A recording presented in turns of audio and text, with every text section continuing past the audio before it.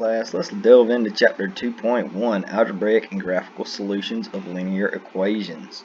So the first example says solve for x, and I'm going to set you up here with two methods of solving for x. So in the first method, what we can do is we can multiply by the least common multiple of 4 and 3. Now if you know anything about least common multiples, it means you need to multiply something by 4 and something by 3 and get the same number. And it's going to be the least number that you could get. So when you do LCM, we add notes to it. So remember LCM,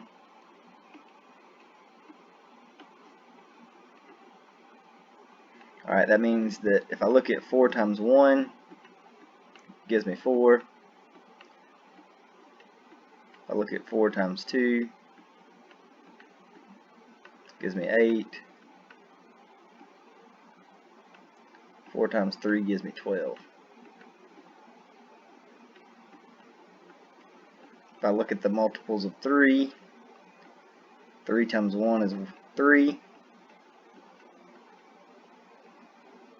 3 times 2 is 6.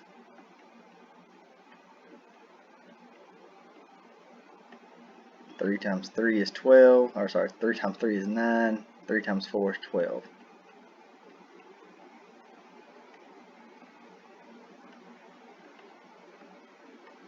Okay, so we can see here that the least common multiple in this situation is actually 12. It doesn't always turn out like that, so that should be a 12 right there, obviously, because it's right there as well. I just can't fit it on the side of the page. So here the least common multiple of 4 and 3 is 12. So I can multiply this entire thing here by 12. Okay, if I do that, all I need to do is simplify. 12 divided by 4 is 3, so that's going to leave me with a 3 times 2x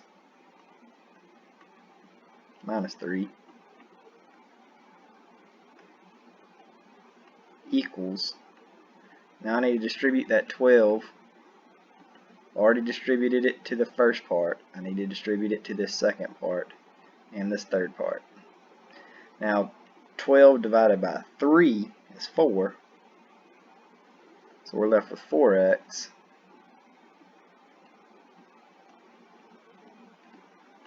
and then 12 times 1 is 12 plus 12. Now I don't have to deal with all those nasty fractions. I have whole numbers, and we can just solve for x pretty simply here. So 3 times 2 is 6, so we get a 6x. 3 times negative 3 is negative 9. The 4x plus 12 stays the same on the right hand side.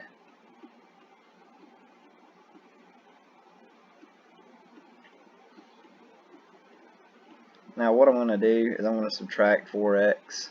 I'm going to do a double step here. If you need to take more steps, go ahead and do that. But I'm going to subtract 4x on this side. And that'll get rid of that 4x there. I'm going to subtract it here with the 6x as well. And what I'm also going to do is I'm going to add 9 to the other side so I can go ahead and wipe this out all in one step. If you need to break it into 2 separate steps, feel free to do that. Okay, so that my new setup here, obviously your 9's cancel out on the right. 6 minus 4x is 2x. 4x is cancel out here. 12 plus 9 is going to give you 21. All you have left to do is divide by 2. And when you do that, you see that x equals 21 over 2. Easy enough. Okay. If you could simplify, you need to simplify, but we couldn't simplify here. Alright. So, method 2, what it does is it just goes ahead and multiplies by all of the things in the denominator. So we got a 4 in the denominator here, and we got a 3 in the denominator here. So, method 2, let's do it round. It takes your original equation here, 2x minus 3 over 4 equals x over 3 plus 1. it says, okay, what I'm going to do is, instead of finding the least common multiple, I'm just going to multiply by everything in the denominator.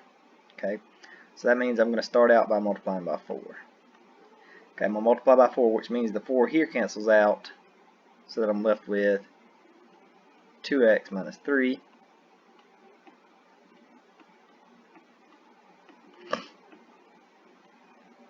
And that equals, I got to distribute that 4 to the other side, so 4x over 3.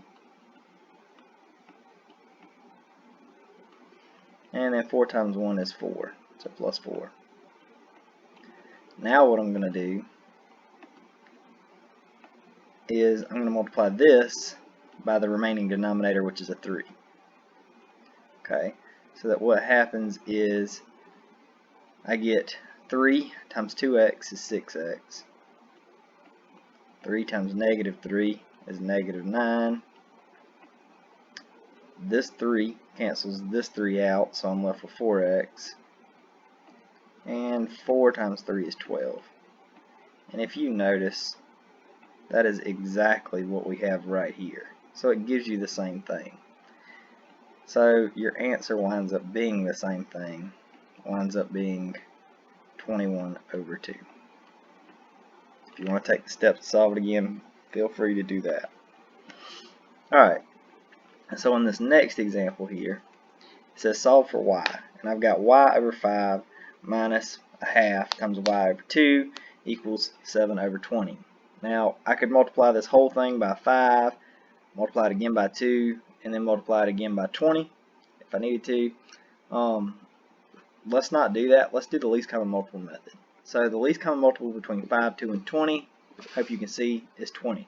So let's just multiply this whole thing by 20. The big key here is to see that you need to distribute. So these two are multiplied together, so you don't need to distribute twice. I see that error a lot. You only need to distribute once. They're one term. Okay, so if we do this, what we get, 20 divided by 5 is 4, so I'll get a 4y. Okay, 2 times 2 is 4, so if you wanted to do like a little quick thing here, 2 times 2 is actually going to change that denominator to 4. 20 divided by 4 is going to be a 5, so you get minus 5y. Now we got to multiply this other side too. 20 divided by 20 cancels itself out. We are left with a 7. Now what we get, 4y minus 5y, that's negative y. That equals 7, which means that y equals negative 7. If you need to take more steps to do that, by all means take more steps to do that. But the whole goal is to be able to go through here and distribute properly and get it done.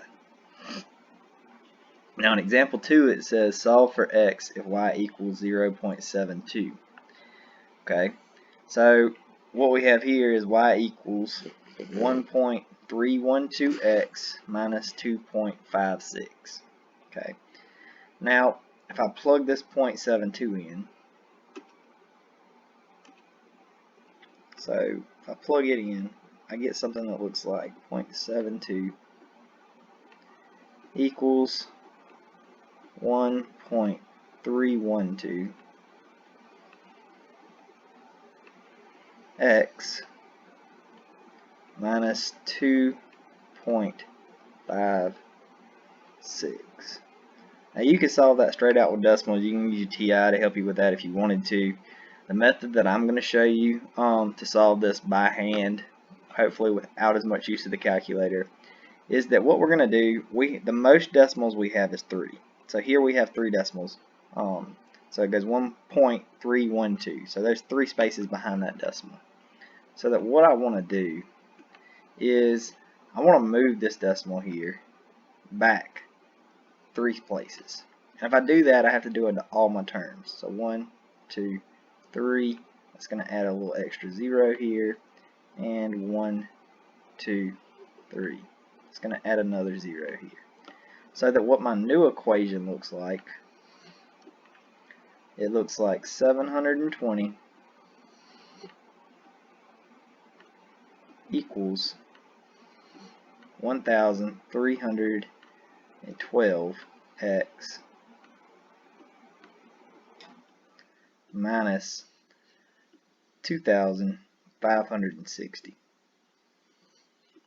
The reason we do this is some people are really intimidated by decimals. If you're not, go ahead and solve it with the decimals, that's fine. But if you're intimidated by decimals, this is going to give you an avenue to get rid of those decimals and still get the correct answer. See, now all you have to do is you have to add and get this over, and then you're going to have to do one division. So if we add 2,560 to both sides,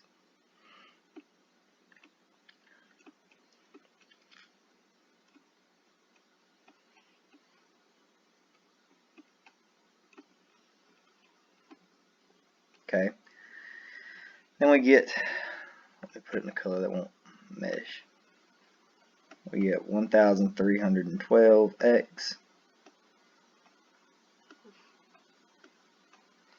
equals, you need to add those together. Like I said, you have a calculator, you can do that pretty easy. I'm not going to bring up a calculator to show you how to add. So 720 plus 2,560 should give you 3,280.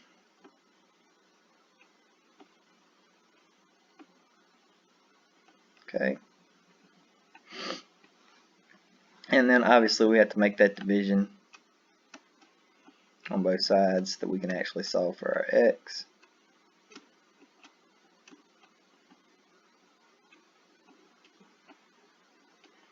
So that what we get for our x here is x equals, type it in your calculator, 2.5.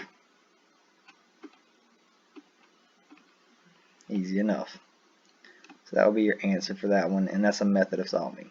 So like I said, if you want to, you can go ahead and solve it with the decimals. That's perfectly fine. I don't care.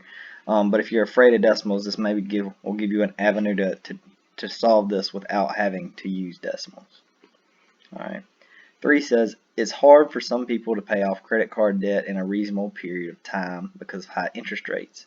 Interest paid on a $10,000 debt over 3 years is approximated by y equals 175.393x minus $116.287. When the interest rate is x percent, what is the interest rate if the interest is $1,637.60? So what you're essentially doing here, okay, you're plugging in 1,637.60 for y. You're essentially going to solve this equation. So that 175.393 stays the same. You've got an x next to it, and you're subtracting off 116.287. Now if you want to here, you can do the trick. You can move your decimals. If you don't feel like you need to do that, don't do it. So here we have to move it twice. So if you want to do 2 humps, you can. But the problem with that is that I have 3 decimals over here. So instead of moving it just twice, we actually need to move it one more time. Okay, what you do to one, you got to do to all. So if I'm going to move 3 decimal places on all of them, I got to do it on this one even though it only has 2. And I need to add me a 0 here. So that if I just wanted to use whole numbers, it would look like this. So that will be your whole number for the first one, which I believe is 1,637,600. Here you would have, let's see, 175,393 x, and then minus 116,287. Okay. Now it's simply a solve for x problem, so we know what we're going to do here is we're going to add this over and then we're going to make a division. So we're going to add 116,287 over to this side,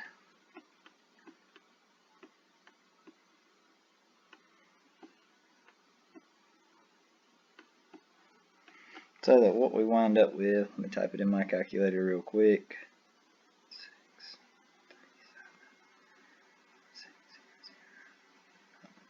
minus 6, 2, 8, 7.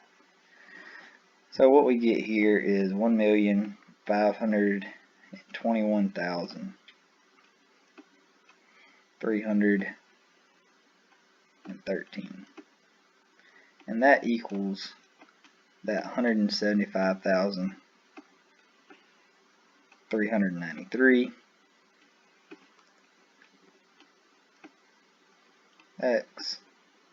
We've got to do our division next, so we know that we've got to divide. Let's scroll down a little bit, give myself some space hopefully. But we know we have to divide here by this number on both sides.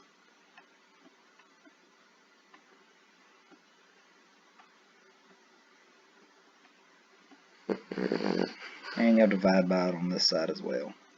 Okay, so that x equals, so if I do that division,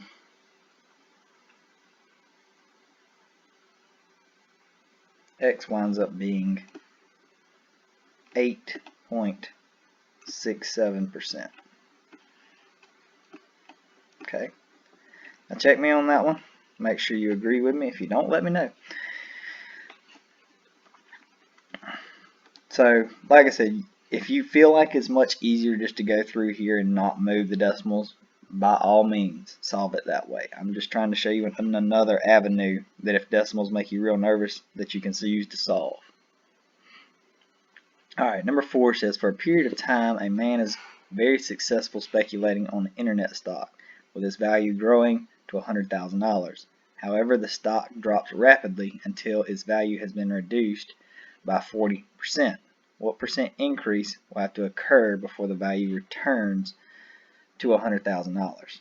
Okay, so what we're essentially looking at here, okay, if $100,000 is reduced by 40%, so what you're looking at to do that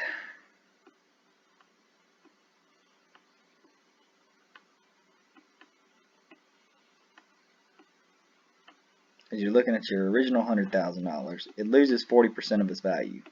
So it actually loses 100,000 times 0.4.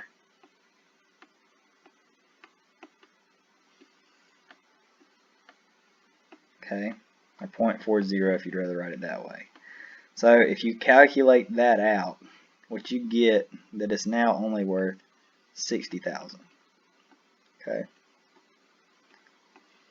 Now what we want to figure out is, okay, what does it need to increase so that it'll equal back to 100,000? So 60,000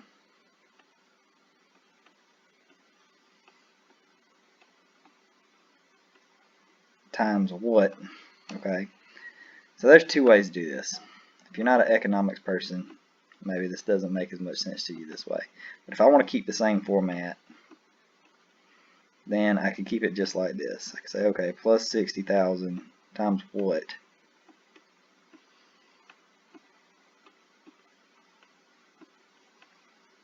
We'll just say x equals 100,000.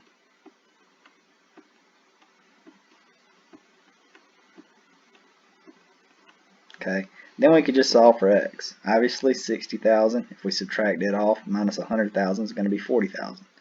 So that what I get 60,000 x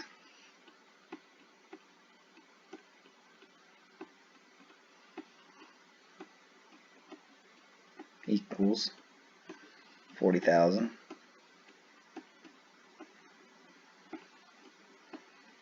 Okay, I need to divide by that 60,000. Make sure I got the parentheses right here. So essentially what x winds up being is 40,000 divided by 60,000.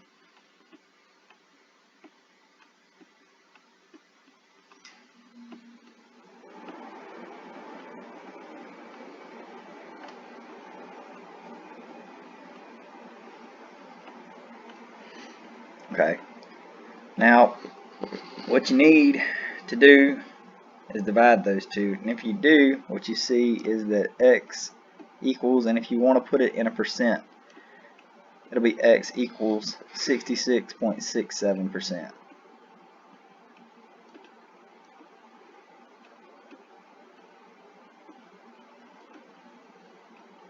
Because when you divide 40,000 by 60,000, you get 0.66666 repeating. If you want to change it to a percent, remember you got to move the decimal 2 places to the right. So if we want to increase our stock back up, it needs to increase 66.67%. That's kind of crazy to think that it only dropped 40%, but in order to get it back, we have to increase 60.667% approximately. Alright, now let's look at the zeros of a function. It says for any number a for which f of a equals 0 is called a zero of the function f of x. If a is real, a is an x-intercept of the graph of the function. Zeros of the function are x values that make the function equal to 0.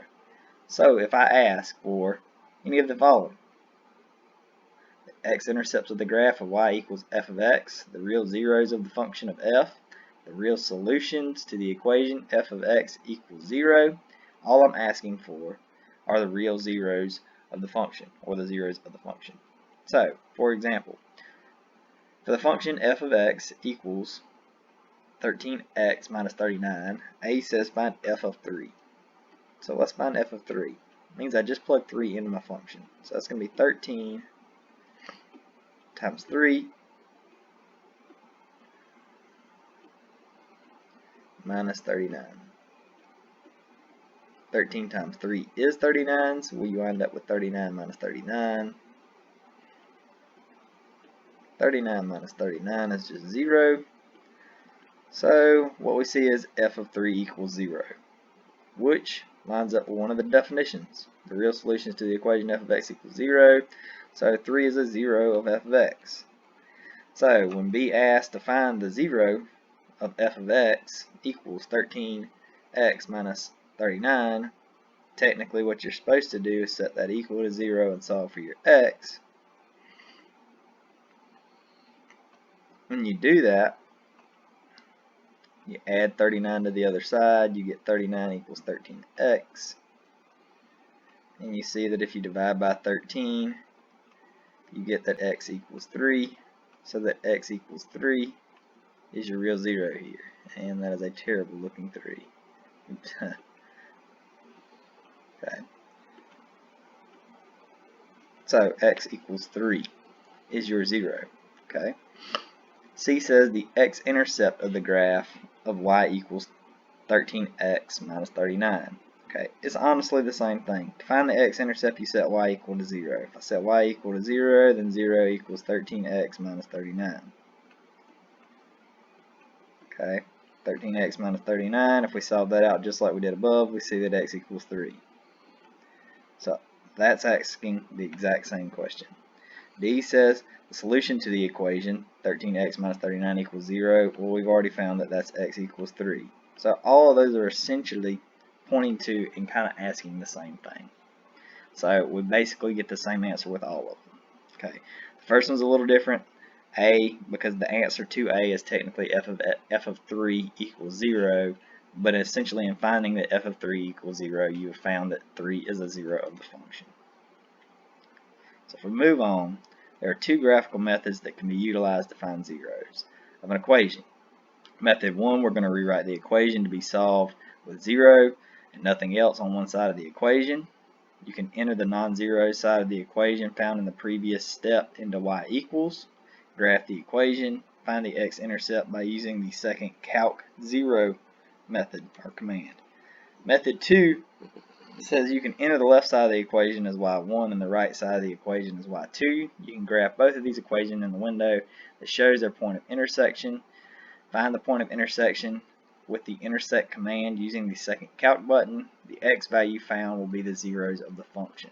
Okay, so what we have here, it says solve the following for x using both methods. Okay, so I'm going to have to go over to the calculator for this. So obviously method 1, we'll go ahead and kind of do some math for it, because with method 1 what you want to do is everything needs to be on the same side and one side needs to be just a 0. Okay, so with method 1, what I need to do is get everything on the same side. Now I can subtract over x over 3 and that 1, or I could just subtract this big fraction over the other side, which is what I'm going to do. So I need to convert this to 0 equals x over 3 plus 1 minus 2x minus 3 over 4. Okay, so with that, all I have to do is type this into my y1. So I'll replace, in my calculator, I'll replace that 0 with y1. Okay, method 2, and I'm going to show you both of these on the calculator, but I want to talk you through them first. So method 2,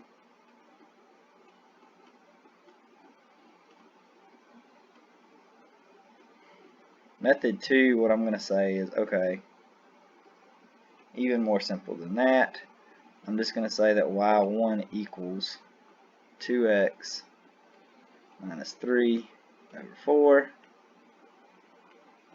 and that y2 equals x over 3 plus 1. I'm going to rewrite that 3 just to make sure you could read it, because once again, got a little small on me. Okay, so let's go to the calculator real quick, and let's do both of these methods and make sure you understand them.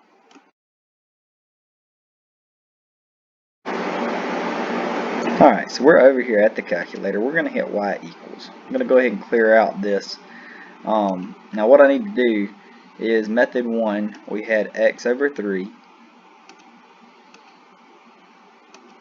I believe it was plus 1. And then we had minus. Now you're going to want to do parentheses here. We've got 2x and we've got minus 3 divided by 4. Okay. Now when we do that, I can hit the graph button. I don't have a very good zoom. I'm going to zoom standard. So zoom standard is 6. That looks decent. Okay. What I'm interested in, just as method 1 said, you're going to wind up using the calc 0 command. Okay. So what you're going to do is you're going to go second calc, and you're going to do 0. Okay. And you're going to have to go left bound to 0 and right bound to 0. Now we might have a little issue here because the 0 appears to be a little bit kind of too far from our graph, so we might not be able to find it. Yep, not able to find it. So what you might have to do is you might have to zoom out a little bit. So if I zoom out, I'm going to zoom out right here, and now I can see where it clearly crosses the x-axis. So now I can do second calc 0. I can go left of it. I can go right of it. So I need to go below that x-axis. And then I can go right about where it's at, say in here somewhere, hit enter. It tells me that my real 0 here is 10.5. Okay, that's method 1. So my answer here would be 10.5. That's what I would write. Method 2, what you're going to do, you're going to come over here to y equals. Like we said, we're going to let y1 equal 2x minus 3 over 4. I'm going to put that in parentheses, 2x minus 3 over 4. You have to put that in parentheses so that that whole thing's divided by 4. Your y2 here, we said we're going to let be that x over 3 plus 1. X over 3 plus 1. Okay, now we're going to graph. And what you see is where these lines intersect here, that's going to wind up being your 0. So what I can do is second calc, and I can figure out where they intersect at. So intersect is 5. So it says first curve, you can hit enter. Second curve, you can hit enter again. And guess, I'm going to guess it's right there because it's already got it there. And it's 10.5. If it didn't have it already lined up, say it was way over here somewhere and you did second calc, and you want to try to figure out where they intersect at just to show it to you. So if you weren't sure which line you were selecting, you really wanted to know, you could drag it anywhere you wanted to, select the first curve, select the second curve, and then just make sure you try to get kind of close to your guess, and it's still going to find it for you at 10.5. don't really worry about this y equals 4.5 here. All we're worried about is this x equals 10.5. That's your answer for this particular problem. And that's it. That's the two methods. You can put everything on one side and put it in y1, or you can go ahead and put one side in y1, the other side in y2, and figure out where they intersect. So that's how that works. Alright, so like we said, we're solving using both methods. We found that the answer was 10.5. Okay, that's your real zero. X equals 10.5. Okay, I wanted to write this as a coordinate point. So it's obviously a 0. Sometimes you can have more than one 0, but right now we're working with linear functions, so we're only going to have one 0. So, or at most one 0. So if I'm going to write this as a coordinate point, I need to write it as 10.5, comma 0, because for the 0 you got to have a 0, and that 0 is going to be in your y. So that would be your answer using either method. Alright, on to the next page. We're looking at literal equations. So the formula for the future value of an investment of P dollars at a simple interest rate R for T years is A equals P times 1 plus RT. We need to solve the formula for R, which is the interest rate.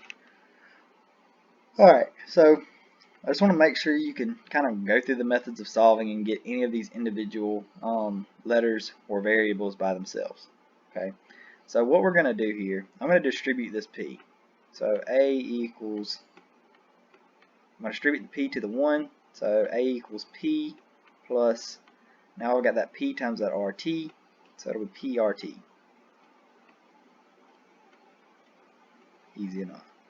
Okay, now the next step that I need to do is I need to subtract off that P so I can get that PRT part that's got that R that I need by itself. So if I subtract it off, I get A minus P equals PRT. Okay, easy enough so far. Now if I want to get R by itself, I need to divide by PT on both sides.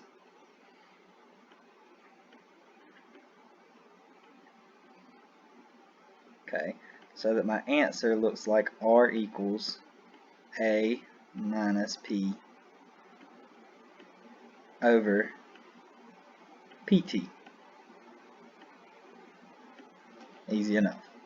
Now if this is a multiple choice one, they might want you to manipulate it a little bit. You might have to split up the two variables and wind up with a A over PT minus 1 over T. But, you know, you should be able to work through and kind of figure out the equivalence there.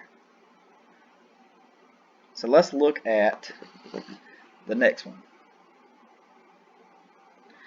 The next one says solve the equation 2 times 2x minus b equals 5cx over 3, and we want to solve it for x.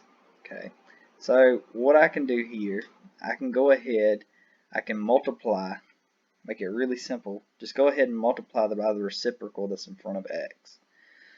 What I mean by that is I've got a 5 here, I've got a 5c over 3 right in front of that x. So if I can flip that, I can do this all in one step if that's too much for you. So if I rewrite this, I've got a 5c over 3, and I've got that x sitting right there as well.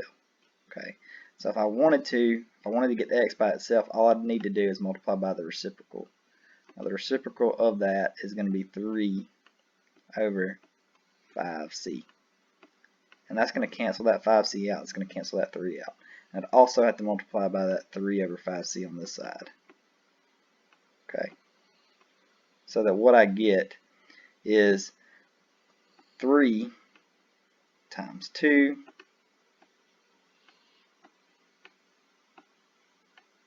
times 2x minus b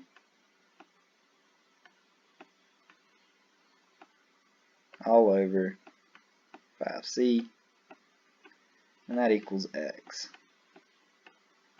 Now let's simplify that a little bit further. So 3 times 2 is 6, so I'm going to get 6 times 2x minus b all over 5c. And that equals x. And if you wanted to, you can even distribute that out. You can say, okay, that's 12x minus 6b all over 5c. And that equals x. Okay, simple enough. Alright, the next one says solve the following equations for y. These are pretty simple and straightforward here. Just need to get y by itself. So I'm going to subtract off of 2x to start with on both sides, so that I get negative 3y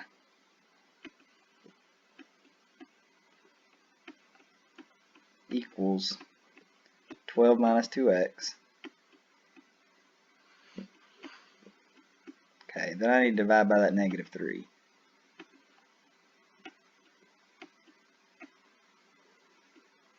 On both sides. 12 divided by negative 3 is going to give me a negative 4. And negative 2x divided by negative 3 is going to give me a positive 2/3 x.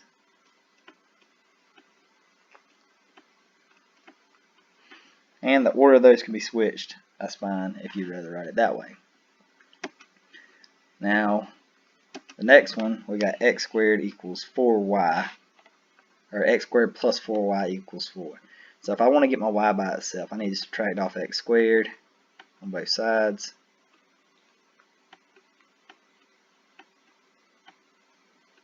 So that I get 4y equals 4 minus x squared. Okay, still got to divide by that 4 so I can get y by itself. If I do that, I get y equals 4 divided by 4 is 1 minus x squared over 4. If you need to take a few more steps with that, be my guest. But we're really trying to work hard into actually getting really fluent with how to do these steps so that we don't have to take a whole bunch of them. Alright, the next part talks about direct variation. It says y is directly proportional to x, or y varies directly with x if y and x are related by y over x equals m, or y equals m times x. So that's pretty simple. So you don't have a constant b in that equation, you just really essentially have your slope. Okay, so let's look at some more examples here. Okay, and I probably should throw you an example up here. Like I said, this is really simple. So if I wrote you an equation and said, okay, y equals 3x, okay, that means y varies directly with x by a factor of 3. Okay, so, or that essentially y over x equals 3. Okay, it's that simple. So don't let direct variation freak you out. It's essentially a linear fashion without your b, y-intercept. Okay, so let's solve some of these equations here.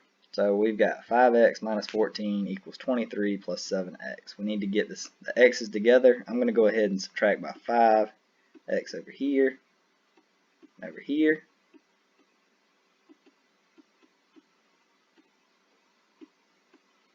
So that what I get is negative 14 equals 23 plus 2x. Obviously need to add that 23 to both sides. 14 plus 23 should give you, I think, what is that, 9? So 9 equals 2x. Is that right? Okay, hopefully I caught you sleeping there, because that's so wrong. Okay. Now I'm going to catch some of you, because some of you are going to start to go fast, like I really want you to do. But you got to make sure that you're actually doing the right thing. Okay. So what we have here, we've got 14 minus 23, okay, which makes that a little different because this is a positive 23. If I'm taking it to the left, I've got to subtract it. So you can do this in your head. I encourage you to do it in your head, but you really got to get good at it so that you don't make small mistakes. So what we get here is actually a, looks like a 37, a negative 37, okay, and then that equals 2x. So that x equals negative 37 over 2.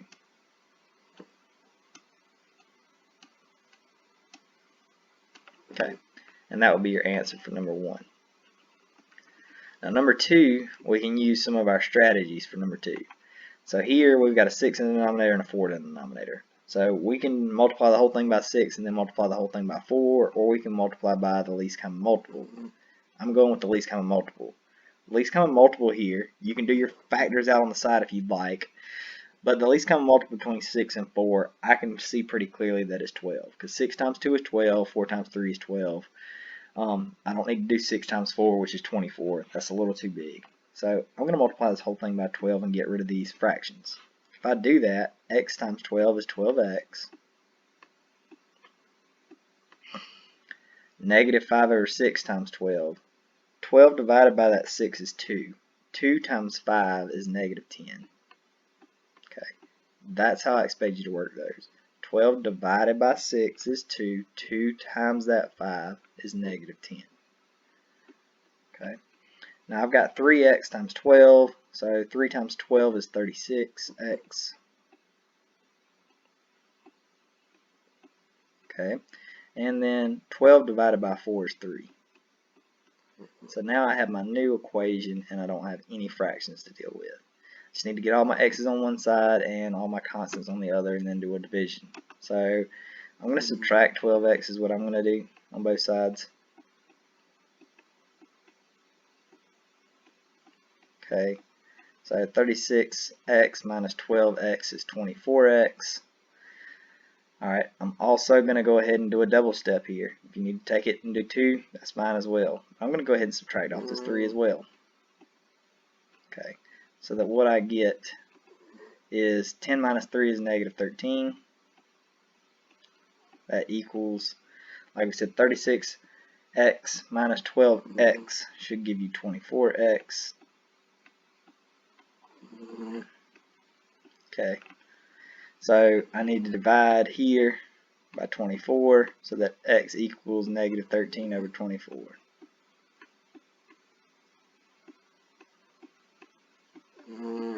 Stop snoring, Sam. That's my little Boston Terrier. He likes to help me do math. If you can hear him. It's not because he thinks it's that boring. Alright, so your answer here is x equals negative 13 over 24. Alright, moving on to number 3. We've got 5.92t equals 1.78t minus 4.14. Okay, we're obviously going to move the decimal here and use the method that we're using. If you feel comfortable using the decimals, just use the decimals. If I move the decimal here, I get 592t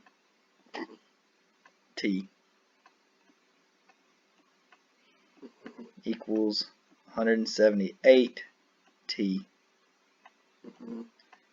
minus 414. Okay, now I can just get my t's together so that what it looks like in my next step, I got 592 minus the 178t. So I need to subtract 178t here as well.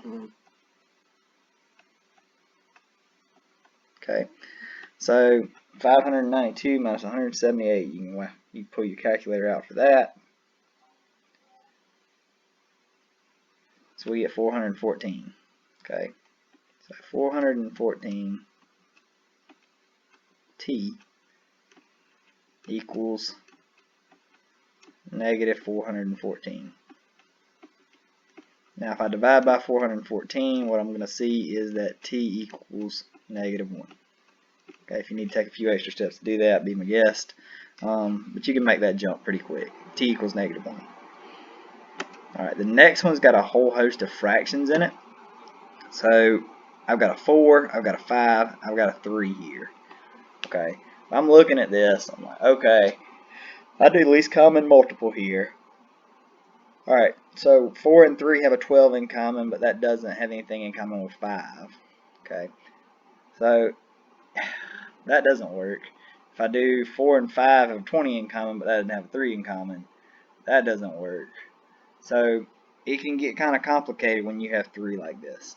If that's the case, you can just multiply all 3 together. 4 times 5 is 20. 20 times 3 is 60. Now you can go ahead and try to find a least common multiple if you want to, or you can just go that method, or you can just use the fractions. I'm just going to go ahead, I'm going to multiply by all 3. So essentially what I'm doing it all in one step. 3 times 4 times 5, multiplying by all of them to get rid of my denominators.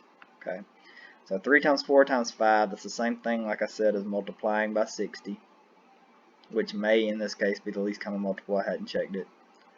Okay, so we've got 3 over 4 here, we've got 1 over 5 here, x,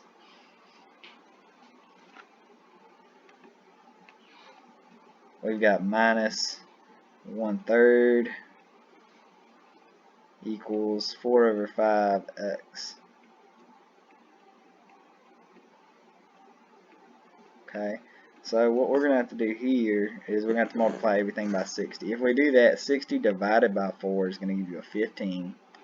Okay, so what you're going to wind up with is 15 times 3.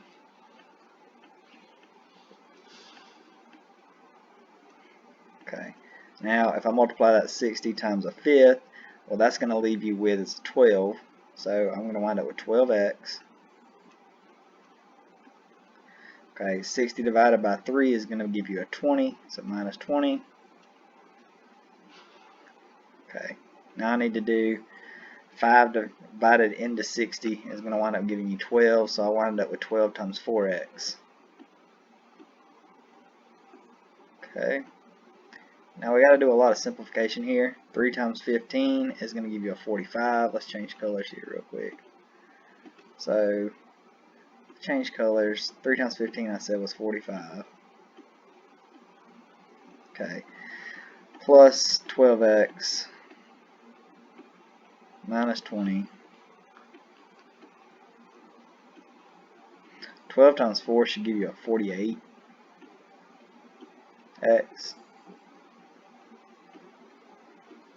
Now if I simplify this, 45 minus 20 should give you a 25. Okay, if you want to, you can go ahead and subtract this 12x over to get it with that 48x. So I've combined 45 and 20, subtracting this 12x over. Okay, so 48 minus 12x should give you that 36x. And then all you have left to do is a simple division. So I need to divide by 36 so I can get 25 over 36. So that what you get is x equals, I can write it somewhere where I have space, x equals 25 over 36. And that would be your answer for this one. Simplify if you could, but you can't simplify here. Alright, so that would be your answer to 4. 5 says find the real zeros, or find the zeros of the following equations.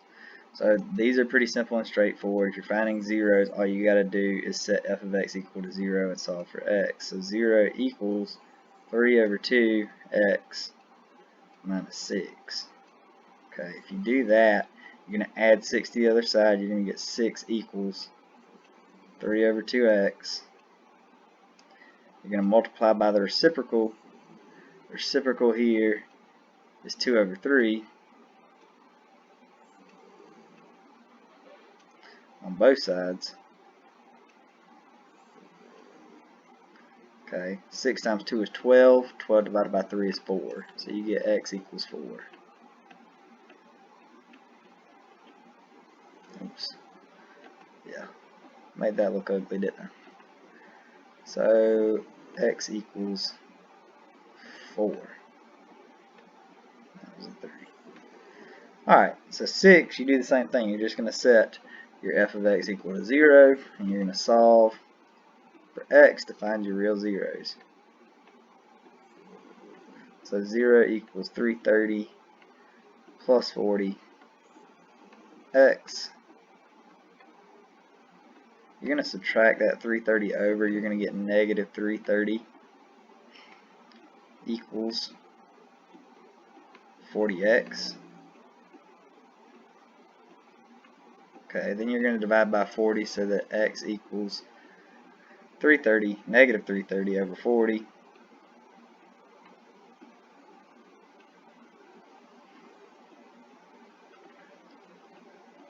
Let's see if that reduces. Negative 330 over 40. 330 divided by 40. It reduces to 8.25. So if you want to write it as a decimal, it would be negative 8.25. If you wanted to reduce it a little bit, you could take your zeros off and it would probably be negative 33 over 4 if you needed it as a fraction.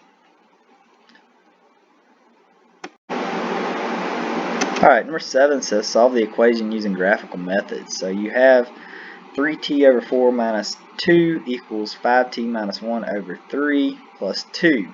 Okay, so you could put everything on one side and solve. I think this is a really good example of where you should use y1 and y2.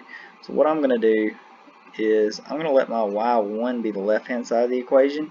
So that y1 equals your 3t over 4 minus 2, and that your y2 here equals the 5t minus 1 over 3 plus 2. Now, we're obviously going to have to go over to the calculator and find the real zero using graphical methods here.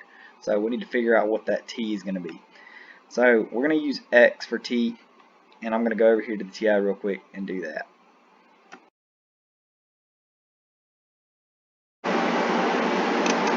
Alright, so here we are at the ti. All you have to do, if you're at the blank screen, just hit y equals, and you'll be at y1. Remember we said y1 is going to be 3t, so 3x over 4, and that's going to be minus 2.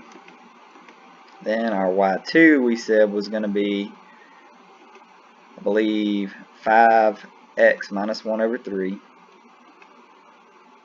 So you're going to do parentheses 5x minus 1 divided by 3. And then you're going to do plus 2. Okay. If you graph that on the standard viewing window, you see that you have an intersection here, which is exactly what you want. You want to find out what that intersection is. So you're going to go second calc, intersect. You're going to say, okay, here's my first curve, there's my second curve. I need to guess where they intersect at, so I'll scroll down here and put it close to it. Hit enter. It says I intersect at negative 4, negative 5. Okay, I'm only interested in my x here, which is the same thing as my t. So my answer here would be t equals negative 4. So that would be your answer. It's that simple. Okay, so like I said here, t is going to equal negative 4. Made that 4 really, really long.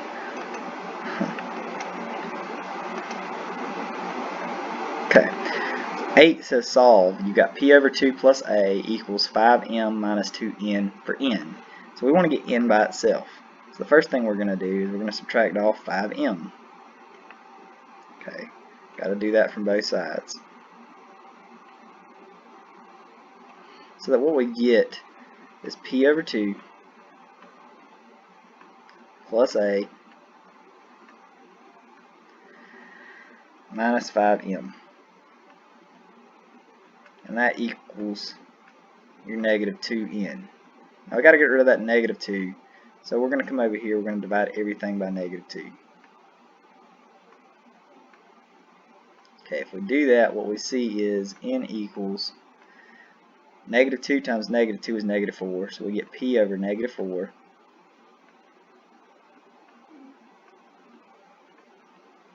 okay, minus a over 2 plus 5m over 2.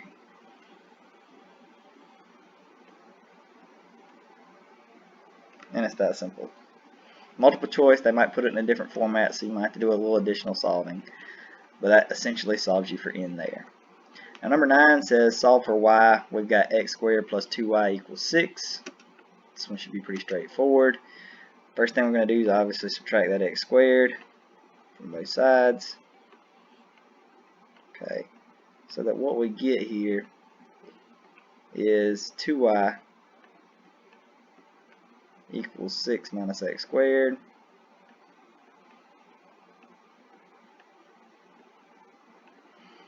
Okay, now we need to divide by 2. If we divide by 2, oops, on both sides, what we're going to see is that we get y equals 6 divided by 2 is 3, and then we get minus x squared over 2.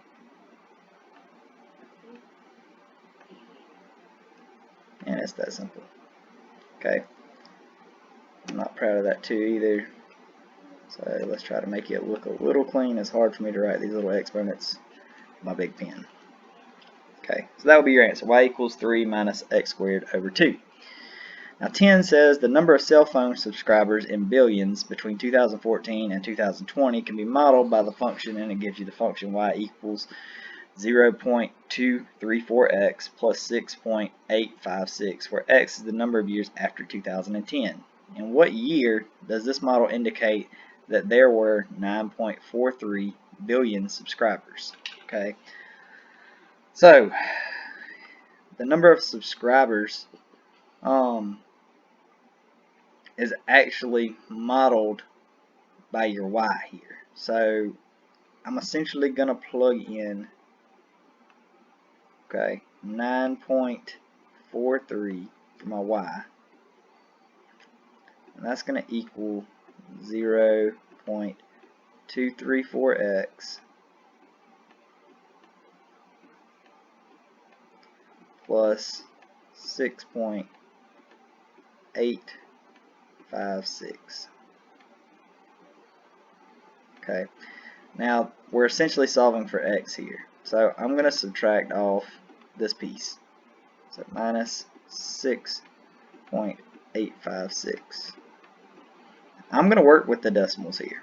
Okay, if you want to convert your decimals into whole numbers, that's perfectly fine. You'll have to move your decimal 3 places to the right on everything, and that's perfectly fine if you want to do that. But for the people that feel comfortable working with decimals, I want to at least show you one example that you could actually work it out with the decimals.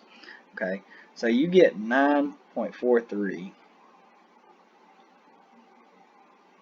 minus 6.856, which is going to wind up giving you 2.574, which is equal to 0.234x. Now we need to come over here when you divide by that 0.234.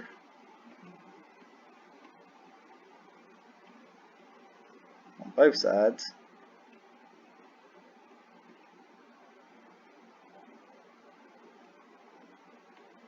Okay, so that what we get, if you take your calculator and type it in, didn't mean to do it in red, but it'll be okay. So what you get is 11. Okay, now 11 isn't your answer here. So it says, in what year does the model indicate there will be 9.43 billion subscribers? It is in year 11, but what actual year is that? X is the number of years after 2010. Okay, so 11 years after 2010 would give you year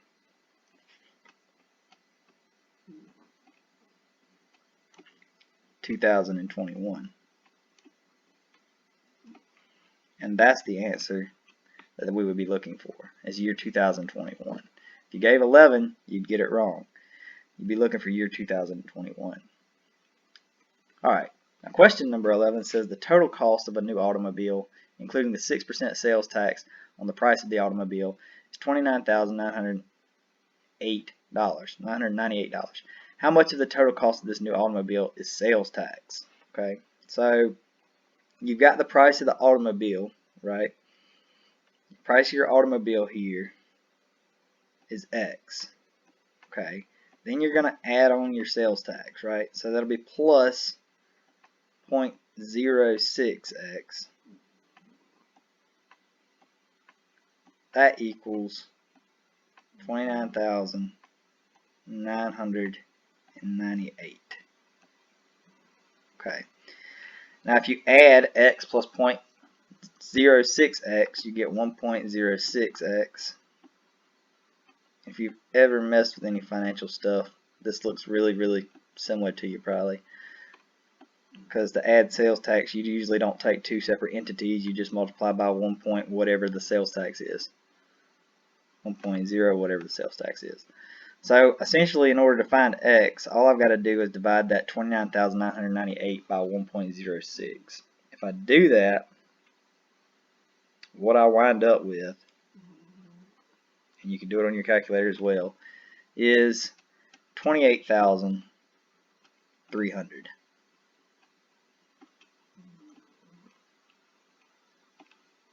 So the actual total cost of the new automobile is 28,300. But what it actually wants to know is how much of the total cost of this new automobile is sales tax. Okay, so I can take that 28,300, subtract it from this 29,998.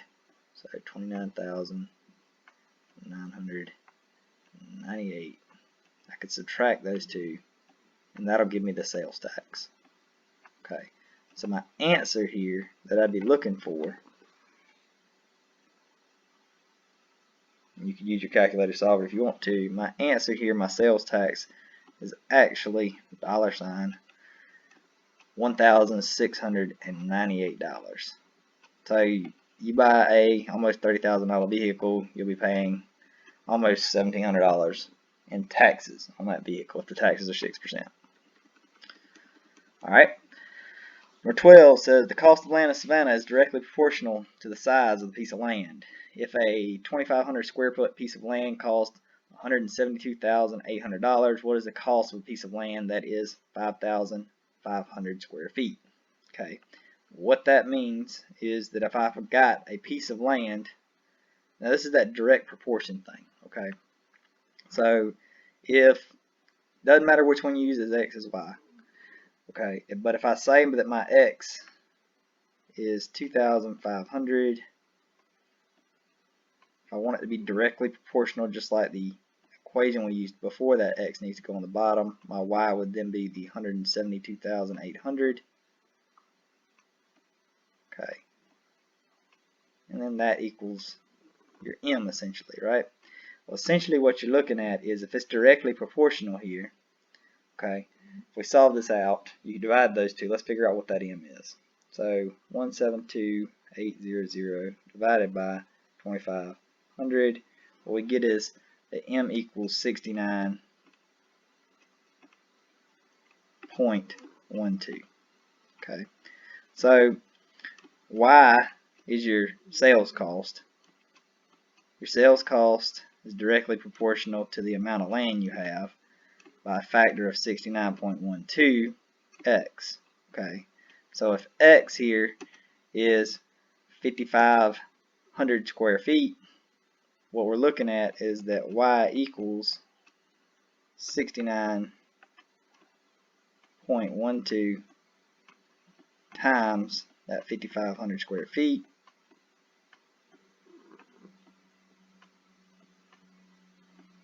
Okay, if you do that math on your calculator,